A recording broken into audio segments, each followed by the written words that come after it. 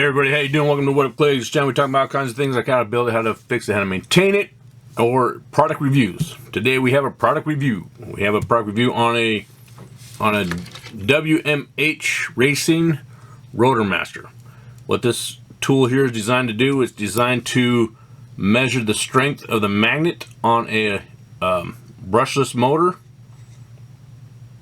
And I'm going to go over this thing. I'm going to at the end of the video, I'll show you how to purchase it. All right, let's learn something. All right, first off, I'll start off by saying that, by letting you know, this right here is version number 1. We have a couple of different versions. The biggest difference between them are the mounts for the rotor. As you can see, they're right here. They're on the top plate. He relocated the mounts to go to the bottom plate. Because what happens is when you push down on the rotor to spin it, the numbers change. Here, I'll demonstrate that for you. See, if I just barely touch it, you see the numbers change. So it makes it hard when you're trying to find the sweet spot of when you're adjusting it.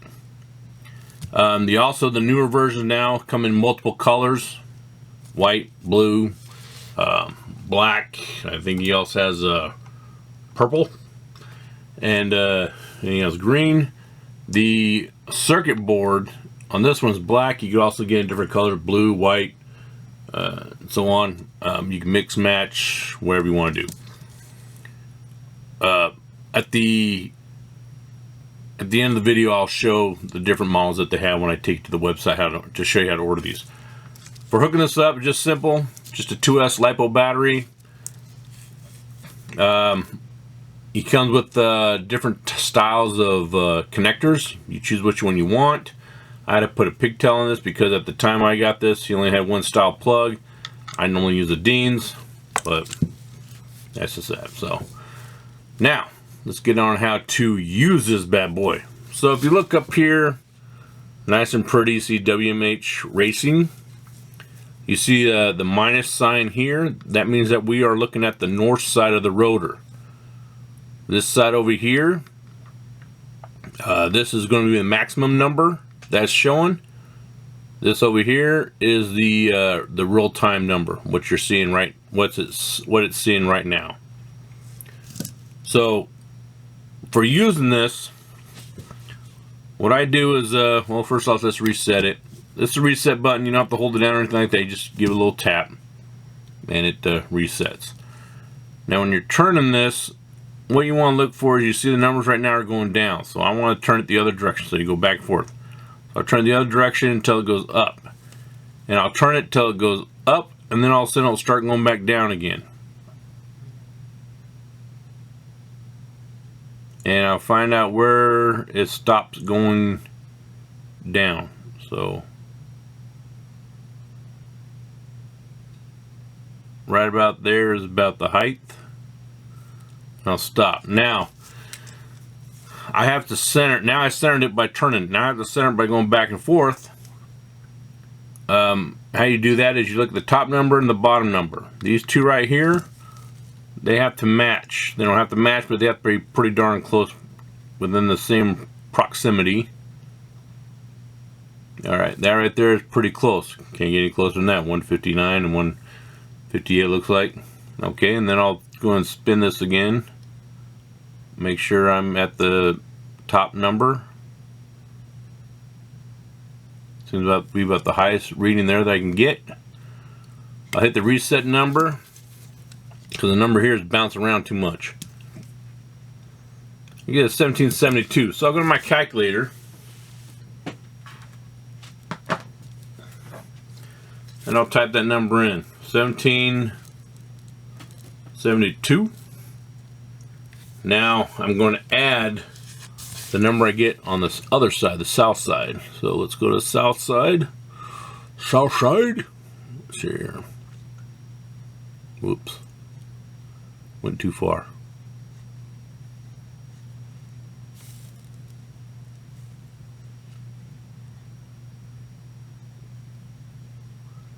All right.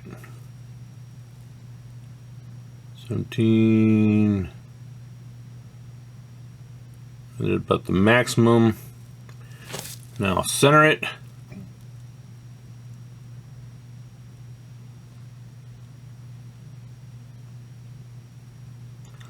Center from side to side. Right there is pretty close. Now I'll go for the max number again by rolling it.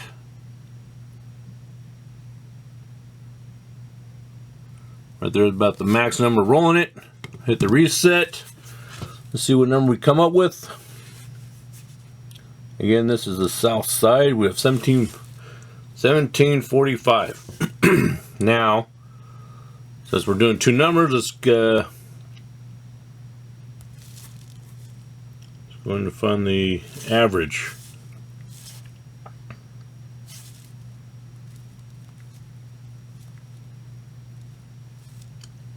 Whoops.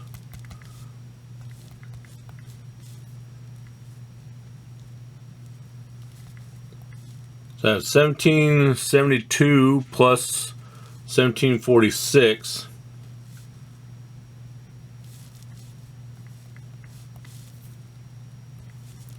That comes out to 3518. Divide that by 2 equals 1759. Now, the rotor here that I'm testing, this is the Trinity TEP 1119. This is a 5%. This is the rotor they put in this 5% certified slot machine motor. So I have the reading for it right here from Trinity. 1755. That's the motor. That's the reading I have from Trinity. What I have here, what I did tonight was 1759. That's pretty close. That's only 4 off. 1755 plus 17, or compared to 1759, it's only 4 numbers off. That's pretty accurate. It gets to a point where who's more accurate, the Trinity Motorizer or the WMH Racing, Tech or WMH Racing. He makes sure that these are all accurate using his devices that he has there, his machines. But I mean, they get knocked off by usage and transporting whatever. I mean, the slightest little bit will knock these things off. But the new ones are even better because, like I said, the mounting, it's, you touch this and it doesn't mess it up. So accuracy, yeah, I would say these are accurate. Usefulness, extremely useful. If you're one of the racers that like to go out and buy a dozen motors, the same exact motor, and then test the rotor to see which one has the strongest rotor, and then return the rest, this would be great for you. Accuracy doesn't matter because you're picking the best out of all of them. They can be 100 off. You're still picking the one that's with the strongest magnet. If you use rotors for different types of racing, stronger rotors usually have more torque. Faster rotors out there will usually have a magnet that's not so strong. But just for whatever you want to use it for. It's, yeah, again, it's whatever you want to use it for. This right here, I highly recommend. It's an excellent tool to have. These right here cost about $80, which is about half of what the other brands cost, the competition. Some will cost even more than twice as much as this. So, excellent unit. I like it. I'm glad I have it. I'm glad I didn't go out and get it, pay $160 for the other brands that are out there. So, let's go over to now, I'll show you how to purchase one of these things. So here you see we are at WMHRacing.com, www.WMHRacing.com. This is the site you go to order these machines. Again, this is called the Rotor Master. Right there, Rotor Master. Talks a little bit about the guy that, excuse me, the gentleman that made these things. They're all made in-house, made by hand. The The one I have is version 1. These right here are the version 2. Remember when I said they relocated the mounts? You see here that the mounts have been relocated to the back plate. They're no longer on the top plate. This gives a lot more stability, and you don't have to worry about knocking it out of alignment like the version 1 does. And they come in different colors. $80 US. Shipping is $10. You go to his site if you want to order them.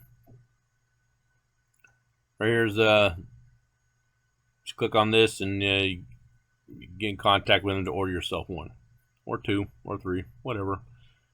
And like it says right here, you can mix match the different colors, whatever color you want. Make things a little bit more colorful at your desk, I guess. But yeah. He has other devices here. He has a Load Master. I will be going over this one here shortly. I'll put a video out on that soon. And this right here will test how efficient your motor is. Test how much torque the motor has. And so on. So we'll get into that one as well.